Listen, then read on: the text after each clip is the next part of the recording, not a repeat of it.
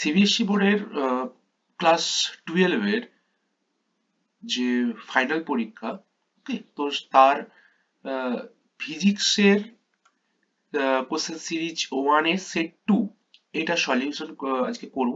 তো চলো শুরু করা যাক।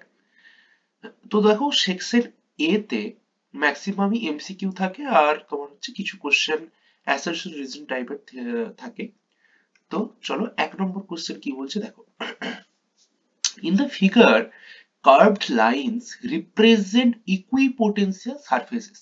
A charge capital Q is moved along different paths A, B, C and D. The work done on the charge will be maximum along the path কোনটা? Okay?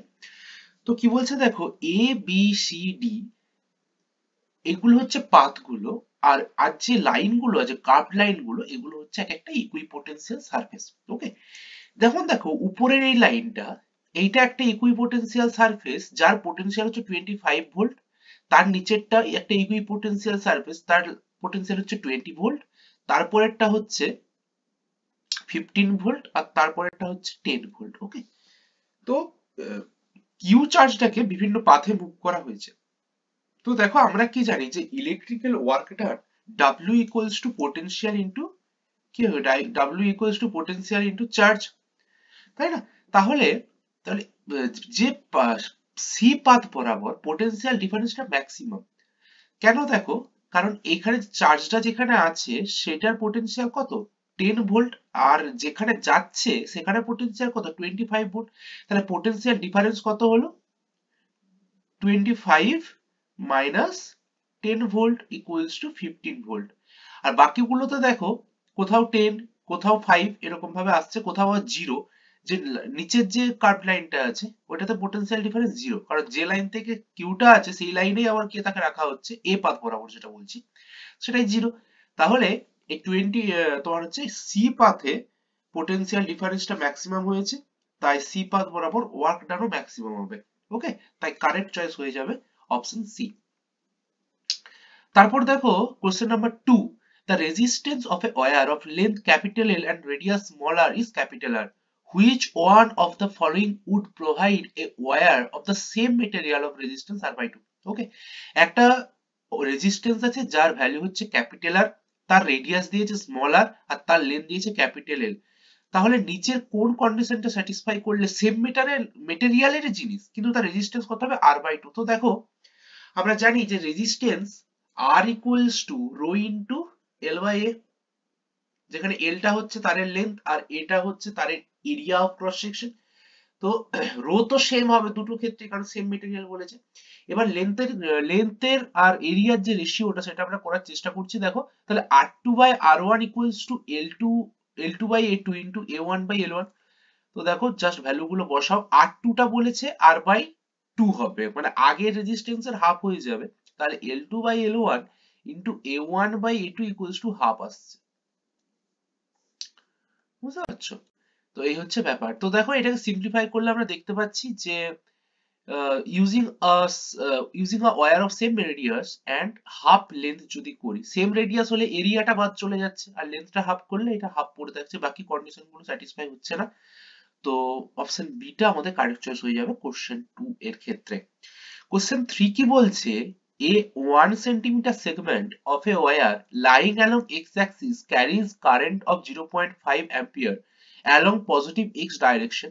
A magnetic field B vector equals to 0.4 millitesla J cap plus 0.6 millitesla K cap is switched on in the region. The force acting on the segment. ওকে, তো আমরা যেটা জানি যে magnetic ফোর্সের এক্সপ্রেশনটা হয় F vector equals to I into L cross B, তাই না? তো সেক্ষেত্রে আমরা L ভেক্টর আর B ভেক্টরের মধ্যে কি করবো বলতো, ক্রস প্রোডাক্ট করব। ওকে, তো ভ্যালু গুলো বসাও।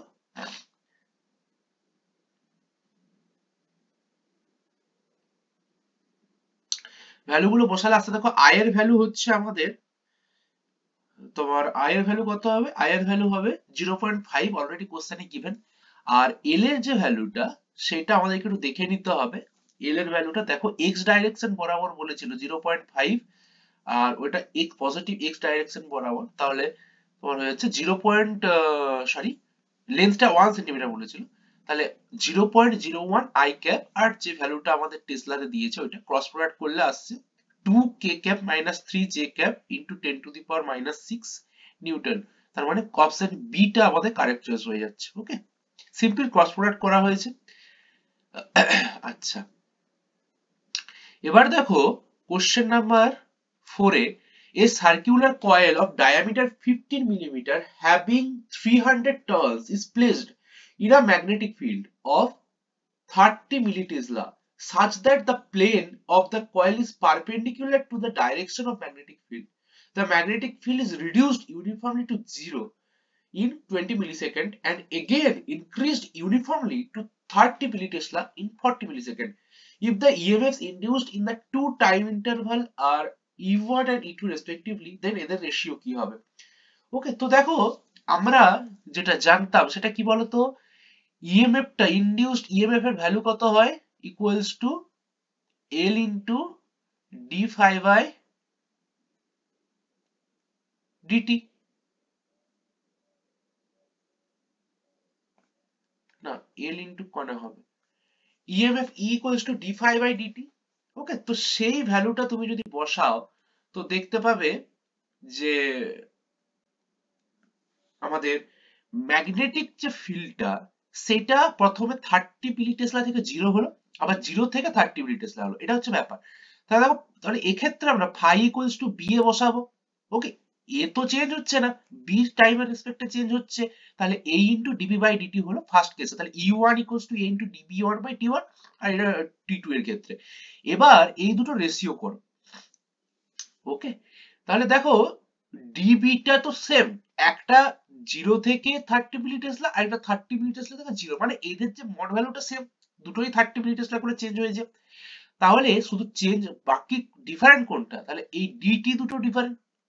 কি বলছি বুঝতে পারছো? তাহলে প্রথমে দেখো 40 মিলি সেকেন্ডে 0 থেকে 30 হয়েছে, তার ডিটি 40, আর তোমার হচ্ছে 30 থেকে 0 হয়েছে, তাহলে ডিটি ওয়ানটা 20, এটা সিম্পলিফাই করলে 2 আমাদের কারেক্ট চয়েস আসছে। তাহলে অপশন সি টা এক্ষেত্রে কারেক্ট চয়েস হবে কোশ্চেন 4 এর ক্ষেত্রে। এবার দেখো, you are required to design an air filled solenoid of inductance 0.016 Henry having a length 0.81 meter and radius 0.02 meter. The number of turns in the solenoid should be, okay, একদম direct formula based question. তো দেখো self inductance এর formula কি হয়, L equals to mu naught N square A by L। Okay, তো এটা হচ্ছে আমাদের ফর্মুলা। তো যেখানে L হচ্ছে সলিনয়েডের সেলফ ইন্ডাকটেন্স, মিউ নট হচ্ছে কি গো, তোমার হচ্ছে পারমিয়াবিলিটি ভ্যাকিউম, আর N হচ্ছে নাম্বার অফ টার্নস, A হচ্ছে ওই কয়েলের রেডিয়াস, সরি কয়েলের সারফেস এরিয়া, আর স্মল l টা হচ্ছে কয়েলের লেন্থ। বোঝা গেল তো? তো এখান থেকে সিম্পলিফাই করে আমরা n স্কয়ার এর ভ্যালুটা দেখতে পাচ্ছি, যে n এর ভ্যালুটা যেটা দেখতে পাচ্ছি সেটা হচ্ছে 2864.788, এরকম একটা অ্যাপ্রক্সিমেটলি ভ্যালু আসছে। তো নিয়ার ইকুয়ালস টু করলে আমরা 2866 এটা আমরা পাচ্ছি আর কি কারেক্ট চয়েস। এবার দেখো 6 এরটা, তাহলে কোশ্চেন 5 এর বি এরটা কারেক্ট চয়েস হলো। ওকে, কোশ্চেন 6 এ কি বলছে দেখো, a voltage v equals to v nought sin omega t, অবশ্যই এসির question, applied to a circuit drives a current I equals to I naught sin omega t plus phi in the circuit. Okay, the average power consumed in the circuit over a cycle, একটা পুরো সাইকেলে কত power consumption হবে সেটা তোমাকে জানতে চেয়েছে। তো দেখো এক্ষেত্রে আমরা ডাইরেক্ট ফর্মুলা কি জানি, যে average power equals to IRMS into VRMS into cos phi। এটা কি ছিল গো, পাওয়ার ফ্যাক্টর। তাহলে IRMS মানে I naught by root two, আর VRMS মানে V naught by root two, তাহলে এগুলো করলাম, তো অপশন ডি টা আমাদের কারেক্ট চয়েস আসছে। বোঝা গেল তো? এবার কোশ্চেন নাম্বার 7 টা দেখো, which one of the following correctly represent the change in the wave characteristics or in vacuum from microwave to x-rays in electromagnetic spectrum? তো দেখো আমরা কি জানি, ওয়েভের speed v equals two n into lambda হয়, এর হচ্ছে ফ্রিকোয়েন্সি, ল্যামডা হচ্ছে ওয়েভলেন্থ, আর v হচ্ছে স্পিড অফ দ্য ওয়েভ। ওকে, ভ্যাকিউমের ক্ষেত্রে। তো দেখো যদি স্পিডটা কনস্ট্যান্ট থাকে তাহলে যদি ওয়েভলেন্থটা তুমি কমাও, যদি স্পিড কনস্ট্যান্ট থাকে ওয়েভলেন্থের সঙ্গে ফ্রিকোয়েন্সিটা কি হয় গো, ইনভার্সলি প্রপোর্শনাল। তাহলে ওয়েভলেন্থ যদি কমাও ফ্রিকোয়েন্সি বাড়বে, বুঝেছো তো? এইটা হচ্ছে ব্যাপার। তাহলে 7 এর অপশন বি হচ্ছে কারেক্ট চয়েস। এবার দেখো question 8 A, the speed of light in two media 1 and 2 আর v1 and v2, যেখানে বলে দিয়েছে v2 টা গ্রেটার দেন v1, অর্থাৎ এক্ষেত্রে মিডিয়াম 2 টা একটু অপটিক্যালি ডেনসিটিটা বেশি মিডিয়াম 2 এর, কারণ স্পিডটা ওখানে, সরি ভুল বললাম, মিডিয়াম 1 এর অপটিক্যাল ডেনসিটিটা একটু বেশি কারণ স্পিডটা ওখানে কম, বুঝতে পেরেছো তো? Respectively, for a ray of light to undergo total reflection at the interface of these two media, it must incident from কোনটা? ওকে, তো দেখো টোটাল ইন্টারনাল রিফ্লেকশন হতে গেলে লাইটকে অবশ্যই ডেন্সার মিডিয়াম থেকে রেয়ার মিডিয়ামে আসতে হবে, এটা ফার্স্ট অপশন, ফার্স্ট কন্ডিশন। ওকে, তো দেখো মিডিয়াম 1 থেকে এলো, আর এটার যে ক্রিটিক্যাল অ্যাঙ্গেলটা হয় সেটা কত হয় গো, সাইন ইনভার্স v1/v2। এবার এটা কিভাবে আসছে সেটা দেখো, যে পয়েন্ট অফ ইনসিডেন্সটা আমাদের আছে অর্থাৎ এই পয়েন্টটা, এক্ষেত্রে তুমি যদি স্নেলস ল লাগাও, স্নেলস ল অ্যাপ্লাই করে দিলেই দেখতে পাবে আসল গল্পটা এখানে আছে। স্নেলস ল লাগাও তাহলে দেখো μ1 sin IC equals to μ2 sin 90 degree, কারণ এক্ষেত্রে জানো যে একদম ডিভাইডার আর ঘেঁষে চলে যাবে যদি ক্রিটিক্যাল অ্যাঙ্গেল লাইটটা পড়ে আর কি। তাহলে sin IC equals to μ2 by কত হচ্ছে গো, μ1। আবার মিউ ইকুয়ালস টু কি শিখেছো, সি বাই ভি, তো সেটা বসাও দেখো, যে সাইন আইসি ইকুয়ালস টু তোমার হচ্ছে c by v two into c v one by c, যেমন সিম্পলিফাই করলাম, তো দেখো IC equals to sine inverse v one by v two আসছে। তাই অপশন এ, কোশ্চেন নাম্বার 8 এর অপশন এটা আমাদের কারেক্ট চয়েস হচ্ছে। আচ্ছা, তারপরে দেখো কোশ্চেন নাম্বার 9 এ কি বলছে, a source produces monochromatic light of frequency 5 into 10 to the power 14 hertz and the power emitted is 3.31 milliwatt.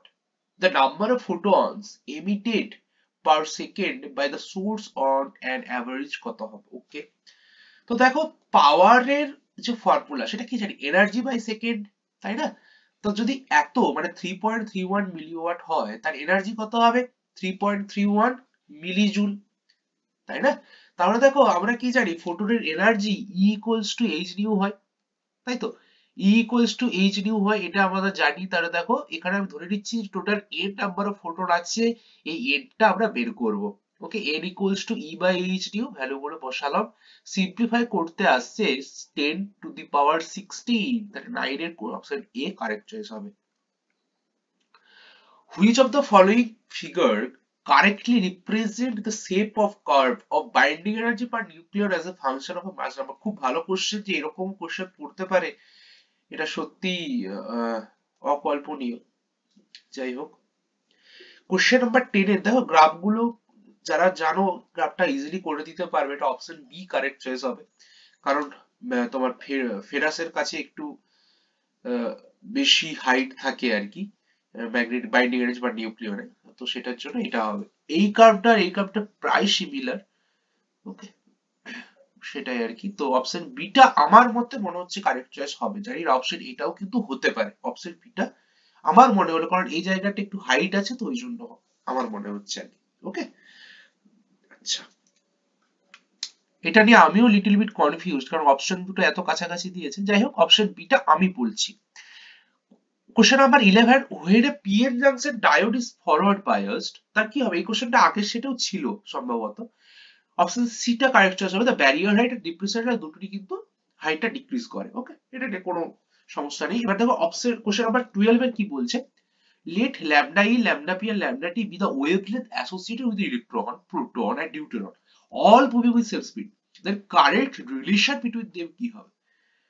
ওকে, যদি সেম স্পিড হয় তাহলে ডি ব্রগলি ওয়েভলেন্থ কি হয় গো, de Broglie lambda equals to H by MV, same speed constant, আর ল্যামডাটা actually M এর proportional, তাহলে যার এম কম তার সব থেকে বেশি ওয়েভলেন্থ হওয়ার কথা, তাহলে এই ক্ষেত্রে ইলেকট্রনের এম মিনিমাম, তাহলে তার ওয়েভলেন্থটা ম্যাক্সিমাম হবে। তাহলে 12 এর অপশন বিটা কারেক্ট চয়েস হচ্ছে। ওকে, কারণ ডিউটেরনটা একটু ভারী প্রোটনের চেয়ে। ওকে, তো এটা হচ্ছে কারেক্ট চয়েস হলো। এবার দেখো অ্যাসারশন রিজিড টাইপের কোশ্চেন। অ্যাসারশন কোশ্চেন নাম্বার 30 কি বলছে? অ্যাসারশন কি বলছে? The potential energy of an electron revolving in any stationary orbit in hydrogen atom is positive. Potential এনার্জিটা কখনো পজিটিভ হয় না, বলতে নেগেটিভই হয়। ওকে, তাই এটা আর রিজিড দেখতে total energy of A charge particle is always positive, না কখনো হতে পারে না, নেগেটিভও হতে পারে, কারণ ইলেকট্রনের তো নেগেটিভ না টোটাল এনার্জিটা। তো যাই হোক, এটা আমার মনে হচ্ছে অপশন ডিটা কারেক্ট চয়েস হওয়া উচিত। কোশ্চেন নাম্বার 40 তে কি বলছে অ্যাসারশন রিজিড? দেখো assertion we can not form a PN junction diode by taking a slab of a p type semiconductor and physically joining it to another slab of a n type semiconductor। তার মানে কি বলতো, একটা p নিয়েছি আর একটা n নিয়েছি, তাদেরকে attach করে দেওয়া হচ্ছে, এরকম করে কি ডায়োড তৈরি করা যায়? যায় না। তাহলে অ্যাসারশনটা একদম কারেক্ট আছে। তারপরে কি বলছে দেখো, p type semiconductor lambda e greater lambda h, না কি করে হয় lambda h, সরি এটা n, ne সম্ভবত ne greater, এক মিনিট, হ্যাঁ এটা নাম্বার ডেনসিটিটা। Okay, Ne greater NH, why n type semiconductor NH টা গ্রেটার, ওটা উল্টোটা দিয়ে দিয়েছে।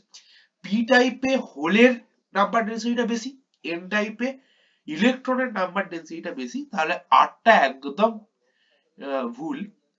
তাই অপশন সি টা আমাদের কারেক্ট চয়েস হচ্ছে কোশ্চেন নাম্বার 14 এর ক্ষেত্রে। কোশ্চেন নাম্বার 50 কি দেখো, assertion the deflection in a galvanometer is directly proportional to the current passing through it. Reason the coil of a galvanometer is suspended in a uniform radial magnetic field। কথা দুটো একদম ঠিক এবং correct এক্সপ্লেনেশনও, তাই option A এই ক্ষেত্রে correct choice হবে। Question number 16 assertion it is difficult to move a magnet into a coil of large number of turns when the circuit of the coil is closed।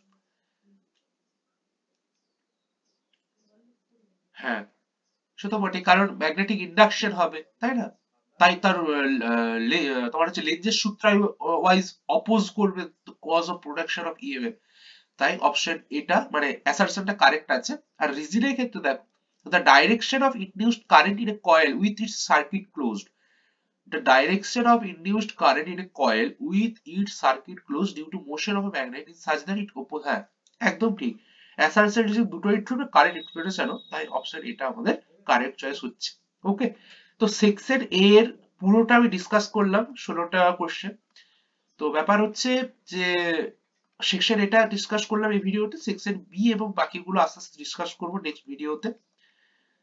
তো CBSE এর class 12 এর physics এর series 1 এর set 2 টা discuss করলাম আজকে। পরের ক্লাসে অন্য কোনো সেট নিয়ে ডিসকাস করব।